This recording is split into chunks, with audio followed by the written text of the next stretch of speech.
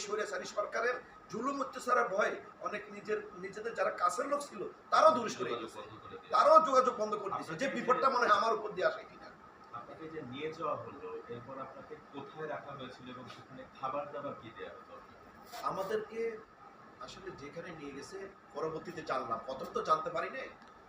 পরবর্তীতে জানতে পারলাম যে এটা র্যাব একে ছিলাম। র্যাব একে আমি যে ছিলাম এখানে দোতলা, একটা দোতলা বুঝলি, আমি ছিলাম দোতলায় প্রথম কর্নারের রুমটা,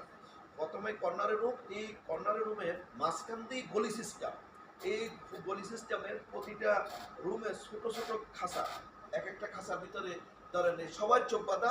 খালি গা, কারো গায়ে কিন্তু কাপড় চোপড় না, শুধু লুঙ্গি পরা এবং কোনো গেঞ্জিও নাই, শুধু কি হাত আপনার পিছনে বাঁধা,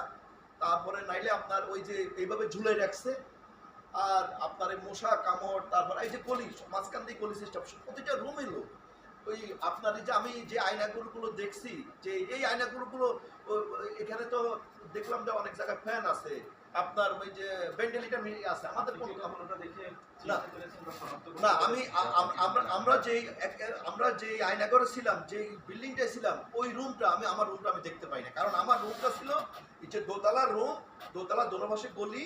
গলি গলি ছোট ছোট রুম, এক একটা, এই কর্নারের রুমটায় আমি ছিলাম, এই প্রথম কর্নারের রুমটা, এবং রুমের আপনার কোনো জানালা দরজা কিছুই নাই, শুধু লোহার একটা গেট আছিল সামনে,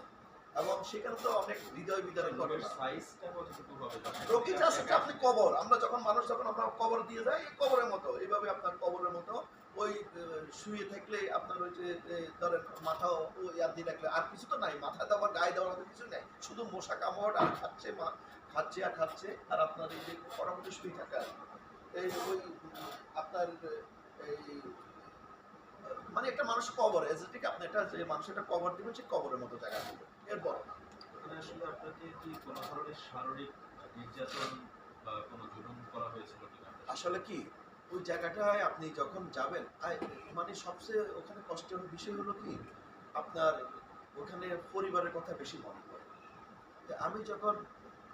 মানে অপহরণ হই, তখন আমার বড় বাচ্চাটার বয়স 8 বছর, ছোট ছেলেটার বয়স 3 বছর। তো আসলে কি ওই পরিবারের কথাই মনে পড়ে, পরিবারের কথাটাই বেশি মনে পড়ে। আর তারা এখন কি করতেছে, কোথায় আছে, তারা কি আছে নাকি তাদের কোনো নিয়ে যাচ্ছে নাকি মেরে ফেলতেছে, মানে এই পরিবারের কথাগুলো বেশি মনে পড়তো। আর আরেকটা বিষয় হলো যে আমরা এই যে লোকগুলো ছিলাম বিভিন্ন রুমের ভিতরে, অনেকগুলো লোক, এই আজকে হয়তো আমরা যখন রাতের ঝিঝি পোকা ডাক দিত, মানে তখন মনে হয়েছে এখন রাত, তখন যখন রাত মনে হতো, আমরা তখন এই চোখের এই